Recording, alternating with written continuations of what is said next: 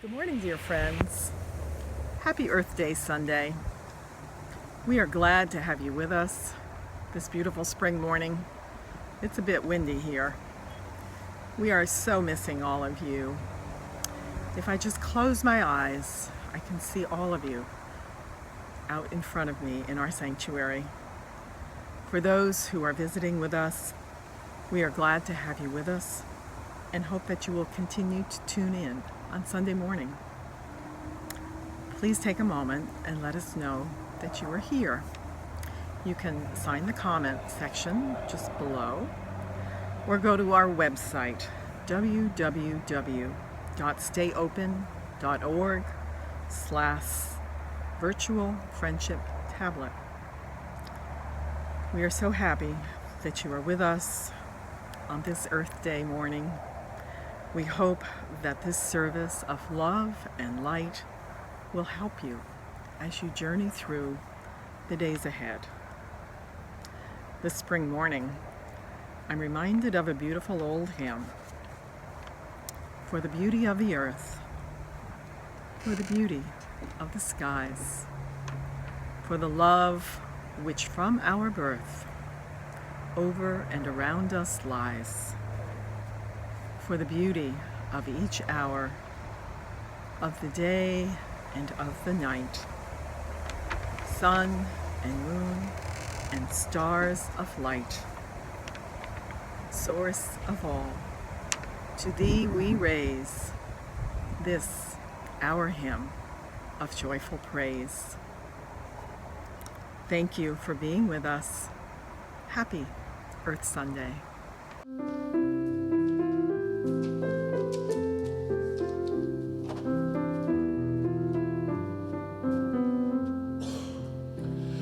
Every way of compassion, every road of peace, every life-giving path is welcome here.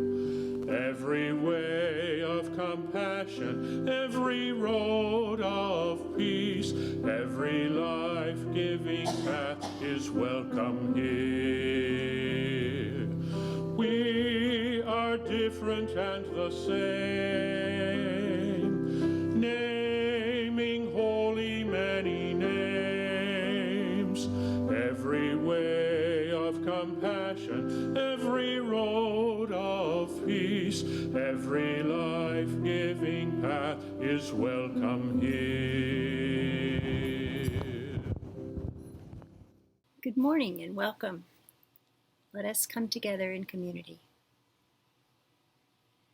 Wind that whispers through the willow trees, sun that sustains us, water that washes over willing earth and weathered stones, a smile shared and savored, a child's squeal of delight as she dances in the daisies and daffodils, the quiet joy of gathered community. This is the spirit of life and love that we call forth into this gathering.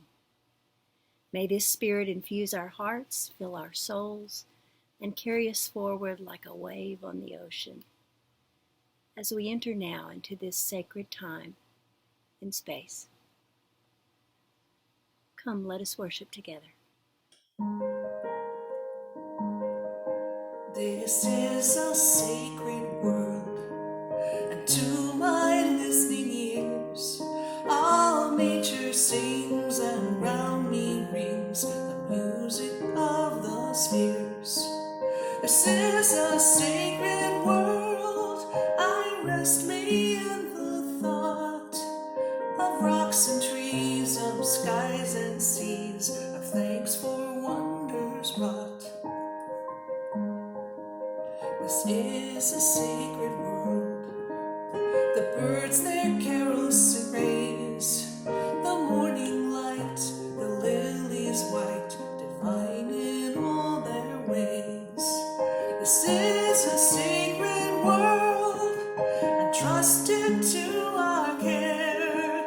In the rustling grass I hear God pass, and spirit is found everywhere. This is a sacred world. Oh, let us ne'er forget that though the wrong seems all so strong, we can defeat it yet. This is a sacred world. Why should my heart be sad? I'll join in singing, let our voices ring. God loves, let earth be glad.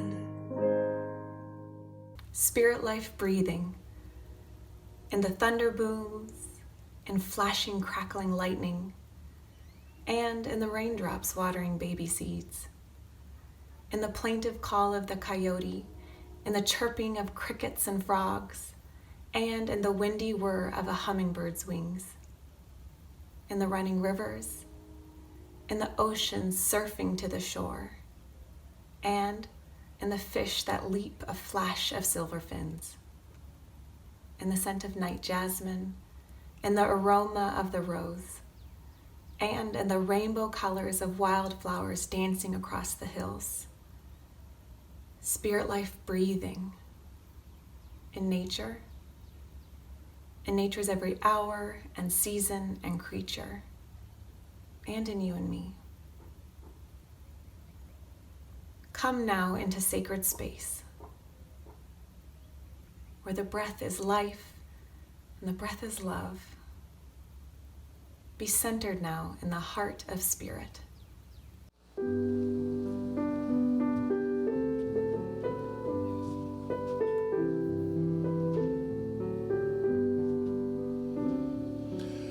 Thy word is a lamp unto my feet and a light unto my path. Thy word is a lamp unto my feet and a light unto my path. This morning's readings come from the Gospel of Jesus according to John, chapter 15, verses 1 through 8, and from Genesis, chapter 2, verses 4 through 7. From John chapter 15. I am the true vine, and my heavenly parent is the vine grower who cuts off every branch in me that doesn't bear fruit, but prunes the fruitful ones to increase their yield. You've been pruned already, thanks to the word that I've spoken to you. Live on in me as I do in you. Just as a branch cannot bear fruit of itself apart from the vine, neither can you bear fruit apart from me. I am the vine, you are the branches. Those who live in me and I in them will bear abundant fruit, for apart from me you can do nothing. Those who don't live in me are like withered, rejected branches, to be picked up and thrown on the fire and burned. If you live on in me, and my words live on in you, ask whatever you want, and it will be done for you. My heavenly parent will be glorified if you bear much fruit, and thus prove to be my disciples. Genesis chapter 2, verses 4 through 7. These are the generations of the heavens and the earth when they were created. At the time when the one who is made the heavens and the earth, there was still no wild bush upon the earth, nor had any wild plant sprung up, for the one who is had not yet sent rain to the earth, and there was no human being to till the soil. Instead, a flow of water would well up from the ground and irrigate the soil. So the one who is fashioned an earth creature, out of the clay of the earth and blew into its nostrils the breath of life. And the earth creature became a living being. Ancient words from our tradition for a present-day understanding. Good morning. Thank you for joining us for our virtual sermon today, and happy Earth Day. It seems like a strange contradiction in terms to have a virtual celebration of Earth Day, but we're in kind of weird times, I think. So this is my second attempt to do this sermon. I was almost finished, and the phone rang. So that I've learned how to silence the phone. So hopefully we'll get through ship to stern on this. But I think Earth Day is a very important day for us to challenge ourselves in terms of what Christian theology has often been. To challenge ourselves by thinking how so much of the church opposes legislation that would help us deal with the climate crisis. And to ask through, not blaming anybody, not attacking anybody, but thinking through what is it about what we have been taught that makes it hard to be honest about science and about our situation in the world. So anyway, of all the things that John Calvin ever said, I think the only thing I really agree with that I've ever heard him say is that we have fallen from nature. I don't believe in original sin. I do believe that we have developed in a way that has made it hard for us to live natural lives. I think some of it is civilization, that we develop artificial value systems, that then we value property more than we value the web of life. And I think that hurts us. But I also think that we've evolved an intelligence that allows us to be in denial about the life energy within us. And so part of what religion can do is call us deeper into our own experience, to get our minds to say yes to the life process within us, to say yes to that pulse of life within us. But obviously a lot of times religion does just the opposite of that. And I think we see the results of that all around us. I think when you live in a culture that denies nature, that thinks the world was created by a human-like being, invisible, who crafted everything for us, life doesn't make a lot of sense. Disease doesn't make any sense. Earthquakes don't make any sense. Storms. And so then they blame disaster on people like gays and lesbians and say that gays and lesbians, bisexual, transgender, are abominations to nature. And yet they don't realize that the abomination to nature are things like fracking, pollution, the things that are throwing nature off balance. So I'm sometimes seen as attacking religion, but what I'm trying to do is have religion synchronize itself, harmonize itself with the best knowledge we have, but also the best art and the best ethics that we have. When I was a kid, it was always a mystery to me why some children wanted to hurt animals, particularly cats. They seemed to really focus on getting us some joy and delight from hurting animals, and like trophy animals. I've never understood that, where people felt brave taking an elephant gun against a deer and then dismembering the deer and putting up the pieces. It somehow made them feel like they were tough.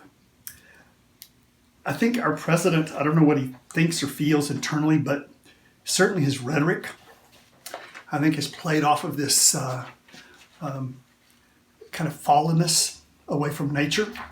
He said at one point, the concept of global warming was created by and for the Chinese in order to make U.S. manufacturing non-competitive. So he's able to use that denial of nature and racism together in one little phrase there. He also said, when will our country stop wasting money on global warming and so many other truly stupid things and begin to focus on lower taxes? As though lower taxes is going to help us if we go extinct. So what we want to do is think today. We're not attacking anyone, but we're asking that question: how is it that our worldview as a culture has gone so far away from nature.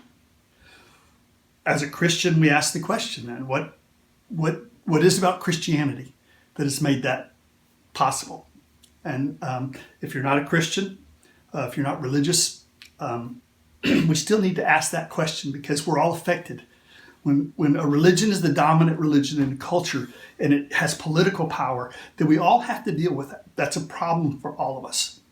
So that's the question I want to ask today, is how does the supernaturalism of Christianity pull us away from nature? And it was a perfect ending to my first run through on this sermon, to be interrupted by somebody calling me to witness, to read the Bible to me. So I think that there's kind of irony there too. Like I say, a lot of times people come to St. Andrews and they have the mistaken idea that I'm an atheist or that I'm attacking the idea of God. I'm not a literalist, but I'm not a theist or an atheist.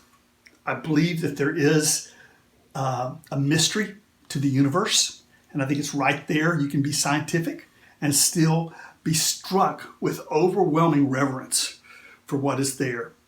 And so you see scientists that have that reverence, you see mystics that have that reverence, and we want to bring those two together.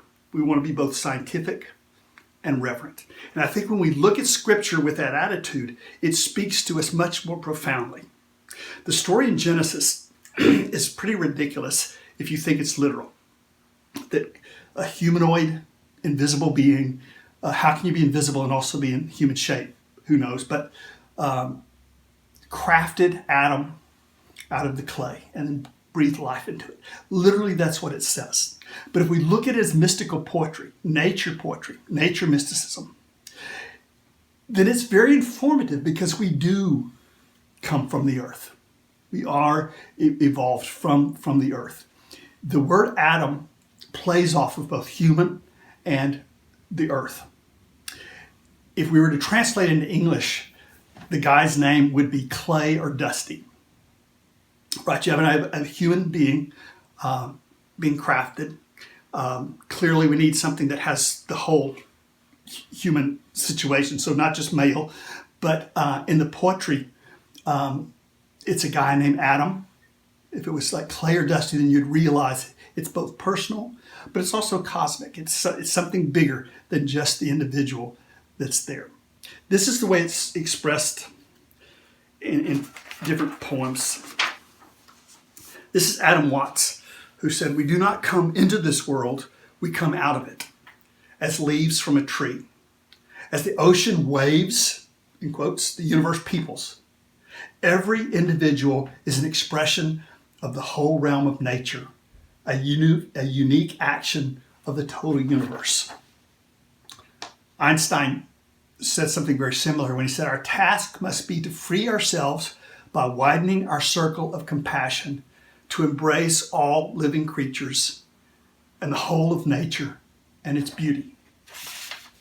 I believe that's what this poem, where Jesus says, "I am the vine, you are the branches." I believe it's that sense of both personal and universal that's being talked about there. The reason it's being put personally in this sort of humanoid shape is so we can feel it. So we'll realize that human beings are expressions of nature. At the same time, we come from a much deeper place, and we're connected to the animals and the plants in ways that are very intimate as well. So one of the hymns in the Christian church that we use is we translate the sexism out of it and say, "This is a sacred world. And to my listening ears, all nature sings, and round me rings the music of the spheres." That's the experience that I think that Jesus is trying to evoke, or whoever wrote these verses is trying to evoke, when that I am sayings are being used. Jesus says, "I'm the vine, you're the branches. Cut off from me, you can do nothing. Remain with me." Now, if that's a human being speaking, then it's calling you to a cult. And it says, if you're not Christian, then you're doomed. But if it's cosmic poetry, then Jesus is speaking as life itself, as the life process itself. And so then it's calling us to a deeper unity to profound depth of experience. This is how the poet Rumi put a very similar kind of thing. You see these I am sayings where somebody personally embodies nature, embodies life. You see that a lot in Hinduism. I think that's what John is doing in the I am sayings of Christianity, where Jesus says, I'm the way, I'm the path, I'm the door. All of those things are trying to take us deeper. This is a Rumi, the Sufi poet, that says, I am the chain of being, the circle of the spheres, the scale of creation, the rise and fall. I'm what is and is not. I am the soul in all. And I think that poetry, you see it all over the world, where one human being has discovered the tie that binds us to plants and animals. And they sing a song that includes all beings, but it comes through us. That again, we're not put on the earth by a humanoid invisible being. We have evolved, emerged from the earth. And so we're intimate expressions of it. And how we live then is an expression of nature and life. Caring for the earth is an expression of who we most deeply and profoundly are. Violating the earth is a violation of who we most profoundly and deeply are. A word that we need to understand in this verse is the word glory, glorify. In English, the word glorify means to praise something, to say something nice about something. But in the roots of it, the Greek and Hebrew roots of it, it means to shine out of something, to emanate something. The glory of a person is the hair that grows out of their hair. The glory of the sun was the corona of the sun. And so when people in the Jewish and Christian scriptures talked about this glory, it was a kind of more radiant expression. It was a manifestation of something deeper. The word ecology comes from a Greek word that means home or house. So just as you have a house economy and you're trying to take care of your house, you patch the roof, you do those kinds of things. Ecology is looking at nature as our home. And deep ecology tells a different kind of story where the earth isn't created for human beings. Human beings have emerged from the earth, from nature. We're expressions of that. We're leaves on the tree, we're not the trunk. So we've seen this in so many ways in the last few weeks. But it's important to realize that when the Hebrew mind was expressed in these ancient texts, it wasn't violating nature in the same way that the Greek text did in early Christianity. That when Christianity went into the Greek mindset, then spirit became interpreted as something supernatural, something disembodied. In the Hebrew culture, the word for spirit means breath or wind. It's the circulation of things. So it's that part of nature that weaves us together. So it's not exactly physical. It's not supernatural. It's something deep and abiding. You can't put your finger in saying it's here or not there. They developed a mystical kind of poetry where they talked about wisdom as Sophia. And Sophia would say things like, I was here at the beginning. Everything is created through me. And then Jesus quotes those poems. But the problem was when it got to Europe, people didn't know the poetry. They didn't understand that this was a cosmic poem, that Jesus wasn't talking about himself. If you go back and look at the story, Jesus says repeatedly over and over again, I'm not talking about myself. If we understand Christianity literally, it alienates us from every other type of religion in the world, every other kind of non-religion, but also from the earth itself. We're not able to harmonize with the earth itself.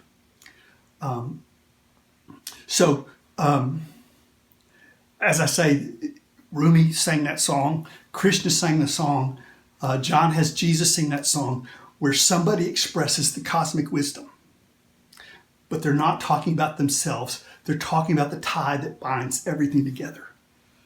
When we look at the tree of life, we see that animals have similarities to one another. There's a tie that binds all the animals that have to navigate the wind. They have a kind of similarity in their body. The fish that go through the sea have a kind of similarity. That there's a tie that binds things together. In the Christian scripture, that was personified through Jesus. But if religion is going to have any worth for the future, we have to realize Jesus is not talking about himself. He's personifying this natural process, this life process. If we don't understand that, then Christianity becomes a problem. And you understand why all of these churches around the country attack ecology, attack science, because their idea of the spirit is supernatural, not ultimate natural. So even atheists like, who is it, Dawkins, said that our minds develop in a way that allow us to rebel against our genes. That's what is being talked about in the fall, the idea of original sin. It's that our intelligence has gotten so great, we're able to say no to our biology. And our destiny lies in re-harmonizing ourselves with life and with nature, saying yes to nature and not no. When people sang, "We are the world," it was kind of understood as, all human beings are one, in that raising money for the world. But Jesus is saying we are the world in a deeper way.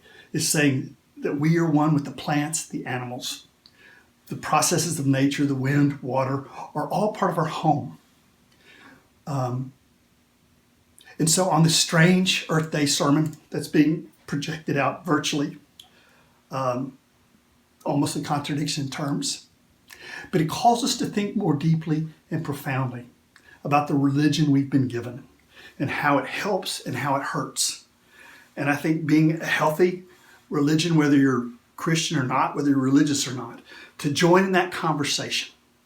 How do we say yes to life? How do we say yes to both the science, but also the heart that needs to know it has a place, it has a home in the universe? For me, as a nature mystic, I'm not a theist, I'm not an atheist. I believe that there's a mystery there, and I want to affirm both the periodic chart, but also I don't want to blow out the flame on the burning bush. That nature strikes me with awe. It strikes me with reverence. It struck Einstein with an even more profound reverence because he was so much smarter. He was able to say yes to the mystery much more profoundly. But it wasn't over and against his science. It was through his science, through his love of art, his poetry, his music, that he was able to say yes to life, not shutting down what we know about science. Again, it feels like heaven when our heart is tuned to life and to the earth. It sounds like that hymn, "This is a sacred world, and to my listening ears, all nature sings, and round me rings the music of the spheres." That's the gift Jesus is trying to give, Krishna was trying to give, Einstein was trying to give. So many lovers of humankind and nature are trying to tell us nature is our home, and it's time for us to care for it. I invite you now to your own reflections on these words. Thank you so much again for joining us.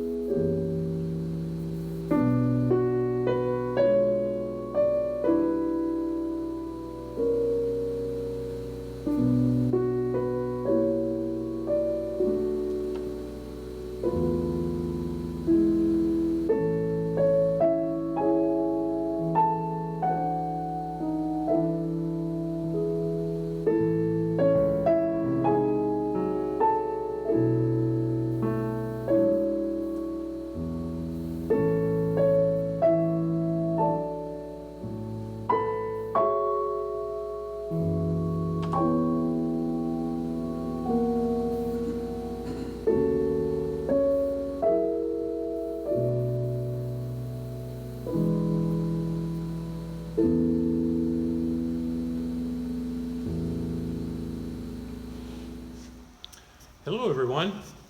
I'm going to teach you a song. We'll just pretend that I'm standing up front and you're sitting out in the audience or congregation.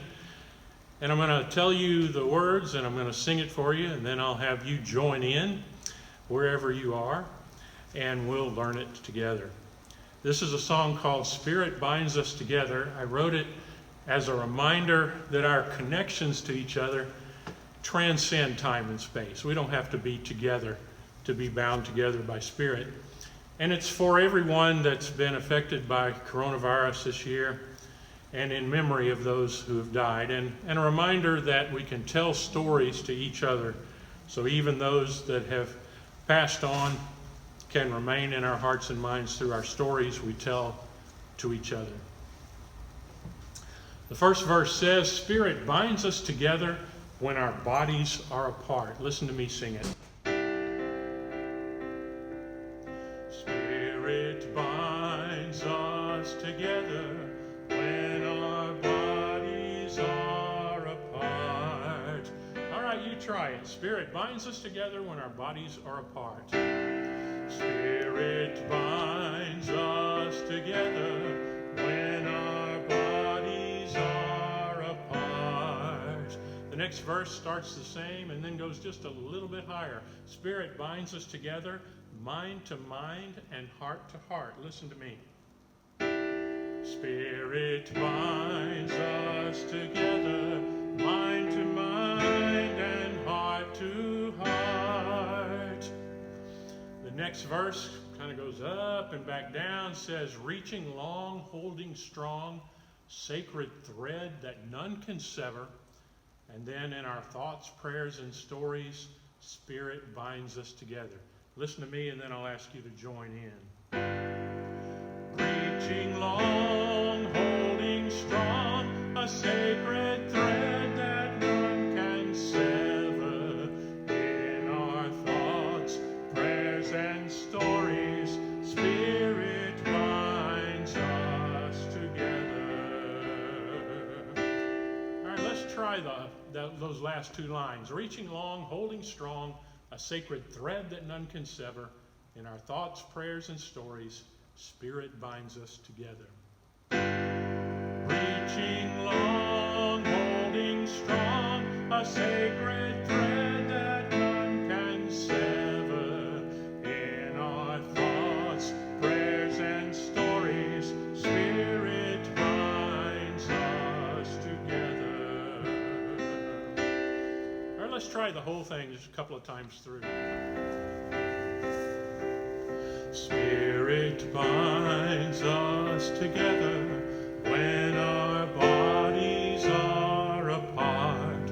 Spirit binds us together, mind to mind and heart to heart. Reaching long, holding strong, a sacred thread that none can sever. In our thoughts, prayers, and stories, Spirit binds us together. Spirit binds us together when our bodies are apart. Spirit binds us together, mind to mind and heart to heart. Reaching long, holding strong, a sacred thread that none can sever. In our thoughts, prayers, and stories, Spirit binds us together.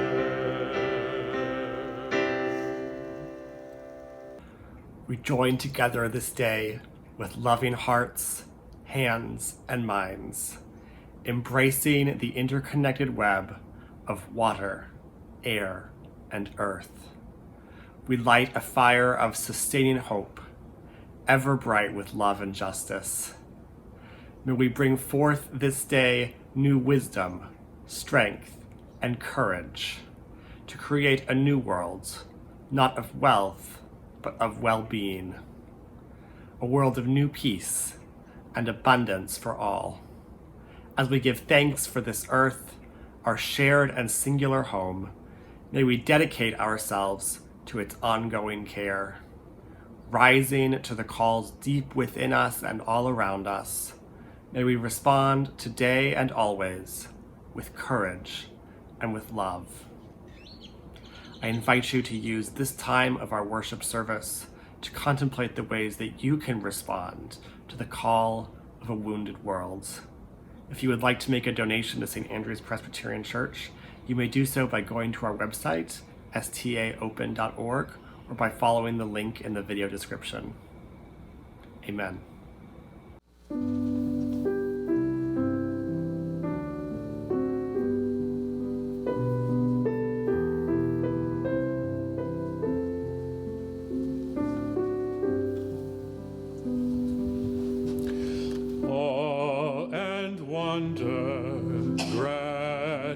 Gratitude, deep thanksgiving, sing Alleluia. Gifts and blessings, love we tell, Spirit breathing, all is well. Spirit breathing, all is well.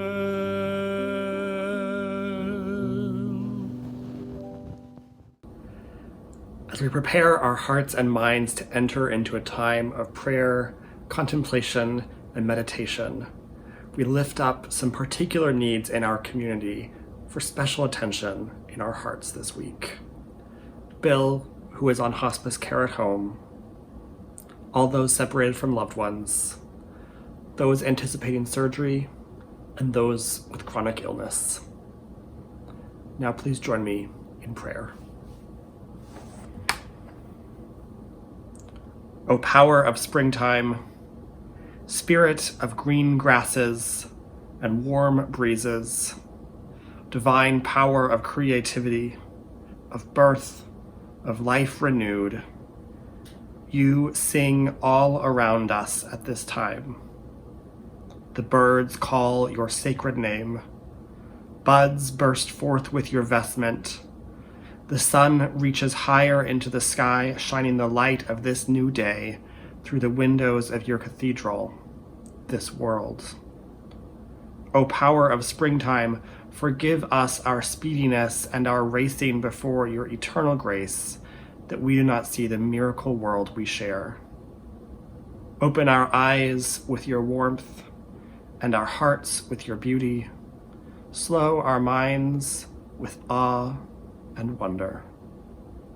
Dear spirit of green grasses and warm breezes, let us find here, in this moment of quiet, the grace of your breath as we breathe into our bodies the spirit of spring.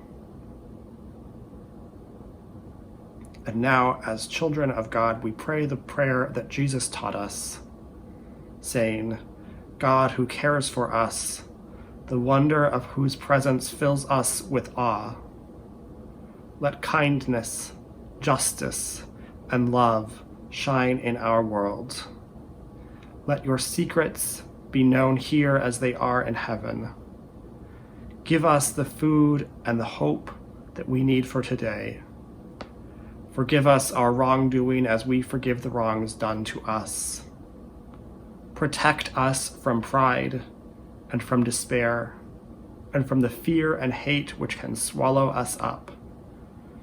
In you is truth, meaning, glory, and power, while worlds come and go. Amen. Well, thank you again for spending this Earth Day with us. I hope it's a good one for you. You know, when we look at the crises that we're trying to avoid when it comes to climate disaster, it's understandable that experts would try to frighten us and shame us into caring for the earth, and I think that's very understandable to want to do that. I also think it's understandable that scientists would think if we just had a little more information then we would care. And all that makes sense, but human beings were animals. And so in addition to knowing what is true, we also have to feel that tie that binds us, to feel a reverence for the earth. And I think that many of the great scriptures of the world are actually doing that. That they're nature mystics speaking on behalf of Earth, on behalf of the planet, on behalf of all species. So remember this week as you go out that animals and plants are not just our food and clothing, they are our extended family. As you go out, remember the earth is not just a backdrop for the human story, that it doesn't belong to us, we belong to it, that it is more than a stage, it is our home. And if we remember that, then we can't help but want to save the earth, preserve it, care for the animals, and care for ourselves. So may that be the spirit that you feel this week. May you feel life speaking to you and saying, I am the vine, you are the branches, cut off from me, you can do nothing. But when you remain with those roots, that you cannot help but manifest what is best in our species. So go in peace, take care, and stay safe. Again, thank you for spending this morning with us.